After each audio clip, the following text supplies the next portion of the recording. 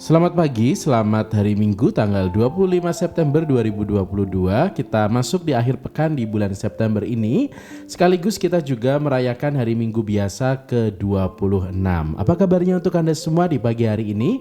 Semoga berkat Tuhan dan juga kebaikan Tuhan senantiasa dirasakan di awal hari ini. Dan bersama dengan keluarga yang mungkin sekarang ini sedang mengawali hari, entah itu sedang bersama-sama di meja makan ataupun juga di dapur, atau Anda yang sedang mempersiapkan diri untuk berangkat ke gereja, kembali Semanggi menyapa Anda di pagi hari ini. Dan kita bersama akan membaca dan merenungkan bacaan Injil untuk hari Minggu ini, di hari Minggu biasa ke-26. Dan bacaan Injil untuk hari ini yang akan kita baca dan kita renungkan bersama adalah dari Injil Lukas bab 16 ayat 19 sampai dengan 31. Sekali peristiwa, Yesus berkata kepada orang-orang Farisi, "Ada seorang kaya yang selalu berpakaian jubah ungu dari kain halus, dan setiap hari ia bersukaria dalam kemewahan. Dan ada seorang pengemis bernama Lazarus, badannya penuh dengan borok. Ia berbaring dekat pintu rumah orang kaya itu dan ingin menghilangkan laparnya dengan apa yang jatuh dari meja orang kaya itu.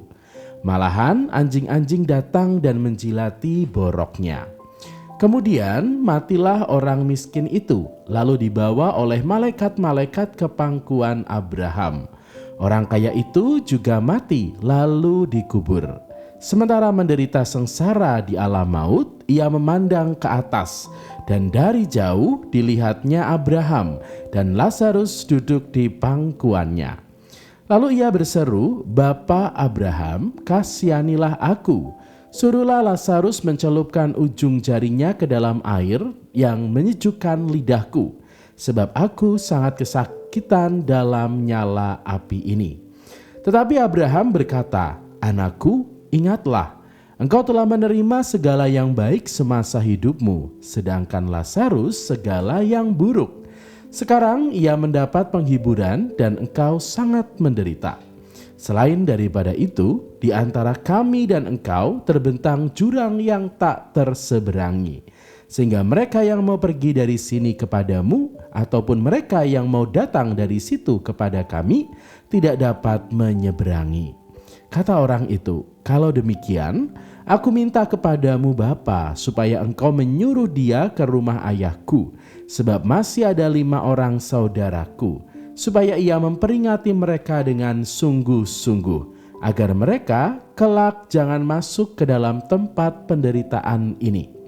Tetapi kata Abraham, 'Ada pada mereka kesaksian Musa dan para nabi. Baiklah mereka mendengarkan kesaksian itu.'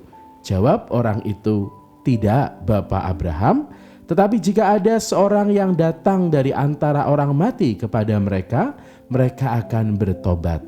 Kata Abraham kepadanya, 'Jika mereka tidak mendengarkan kesaksian Musa dan para nabi, mereka tidak juga akan mau diyakinkan, sekalipun oleh seorang yang bangkit dari antara orang mati.' Demikianlah sabda Tuhan. Terpujilah Kristus." Saudari-saudara sekalian, beberapa waktu belakangan ini mungkin media sosial dipenuhi dengan tampilan ataupun juga konten-konten yang berisi tentang perbuatan-perbuatan yang amat baik. Misalnya, ada selebriti yang lalu berbagi uang kepada mereka yang membutuhkan. Atau pada masa pandemi, konten seperti itu menjadi sesuatu yang mungkin sangat mudah kita temukan, entah itu di YouTube, entah itu di media sosial Instagram atau Facebook atau media sosial lainnya. Sepertinya orang-orang lalu berlomba-lomba untuk menjadikan momen itu sebagai kesempatan untuk berbuat baik, untuk membagikan berkat yang dimiliki atau yang didapat kepada mereka yang membutuhkan. lalu menjadi sebuah konsumsi publik dan orang banyak melihat hal itu. Kalau kita mencoba untuk melihatnya dalam kacamata yang positif, bisa jadi konten-konten atau tampilan-tampilan dan siaran-siaran tersebut adalah sebuah bentuk ajakan atau sebuah bentuk motivasi bagi kebanyakan orang untuk meniru atau mengikuti perbuatan baik itu, sehingga semakin banyak orang yang berbagi kebaikan kepada sesamanya. Tetapi kalau tidak hati-hati, konten itu bisa jadi justru menjadikan mereka yang membutuhkan, mereka yang ada dalam situasi yang mungkin secara ekonomi kurang baik, justru dijadikan sebagai objek untuk mendapatkan sesuatu, entah itu mendapatkan pujian, mendapatkan popularitas, atau bahkan mendapatkan pendapatan yang lebih besar. Di saat itu di-upload ke YouTube, lalu mereka mendapatkan pendapatan dari sejumlah penonton di dalam YouTube mereka atau YouTube channelnya mereka. Perbuatan baik menjadi sesuatu yang rasa-rasanya begitu relatif di dalam kehidupan kita. Dan bisa jadi perbuatan baik tetapi dengan cara yang tidak baik bisa menimbulkan efek yang sebaliknya. Atau perbuatan baik bisa menjadi sesuatu yang buruk kalau caranya tidak tepat. Apalagi kalau orang sama sekali tidak pernah berbuat baik di dalam hidupnya. Dia lebih banyak mungkin menikmati kenyamanan, menikmati situasi aman hidupnya. Lalu menjadi lupa bahwa di sekelilingnya ada orang yang sebetulnya amat membutuhkan uluran tangan. Gambaran ini digambarkan oleh Yesus di hadapan orang-orang Farisi dalam sebuah gambaran kehidupan Lazarus yang duduk di depan pintu seorang yang kaya raya. Orang kaya tidak peduli dengan kehadiran Lazarus karena hidupnya sedang dalam situasi yang nyaman. Dia tidak punya kerisauan, tidak punya sesuatu yang membuat dia risau sehingga dia tidak peduli dengan orang-orang di sekitarnya. Termasuk Lazarus yang mungkin dalam kondisi yang amat buruk saat itu. Dia kelaparan, menantikan makanan yang jatuh dari meja orang kaya tersebut, tapi justru malah anjing-anjing si kaya yang menjilati boroknya. Sebuah situasi kehidupan yang sangat ironis. Ada orang yang hidup dalam kenyamanan hidup, sementara ada orang yang bahkan untuk makan pun dia harus menunggu remah-remah yang jatuh. Gambaran bahwa kerap kali situasi yang banyak atau kemelimpahan harta tidak membuat orang secara otomatis mau untuk berbagi gitu ya. Kerap kali di dalam sebuah komentar atau mungkin kata-kata orang gitu ya, orang akan mengatakan saya belum bisa berbagi karena saya belum punya uang yang banyak. Saya belum bisa memberi karena saya sekarang ini masih sedang berjuang merintis karir dan lain sebagainya. Pertanyaannya, apakah di saat kita sudah memiliki semuanya, hidup kita dalam situasi yang sudah baik, lalu otomatis kita akan memberi? Ternyata tidak.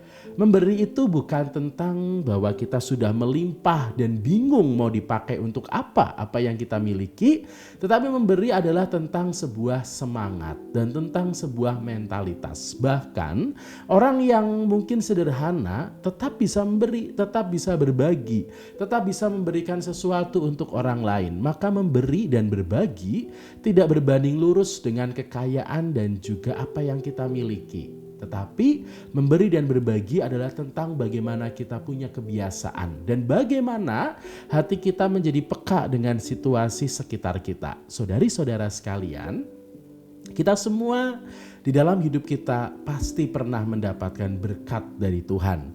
Berkat itu bisa besar, bisa kecil, bisa sering, bisa juga jarang gitu ya. Berkat yang sifatnya material atau mungkin juga berkat di dalam hal-hal yang simple-simple. Setiap hari kita bangun tidur, kita diberikan kesehatan, masih bisa bertemu dengan orang yang dicintai, masih punya pekerjaan dan lain sebagainya. Di saat kita mendapatkan berkat, sebetulnya berkat itu tidak hanya untuk kita saja. Di saat kita mendapatkan berkat, sebetulnya Tuhan sedang memberikan modal kepada kita untuk bisa menjadi berkat bagi orang lain, untuk membagikan berkat itu bagi sesama. Maka saudari-saudara sekalian, jangan pernah merasa bahwa apa yang kita miliki 100% adalah milik kita. Ada bagian dari apa yang kita miliki adalah milik mereka, orang-orang yang membutuhkan. Dan semoga kita mau mengulurkan tangan menjadi berkat bagi mereka. Tidak harus banyak, tidak harus dalam jumlah yang besar, tetapi perhatian dan bagaimana kita ikhlas dan tulus, disitulah letak berkat itu akan terasa dan bisa dinikmati oleh orang di sekitar kita. Semoga kita mampu merasakan berkat dari Tuhan, mampu juga untuk berbagi berkat dengan sesama, karena sejatinya Tuhan memberikan berkat kepada kita adalah modal bagi kita untuk memberikannya kepada orang lain. Selamat hari Minggu, selamat menjalani aktivitas kegiatan.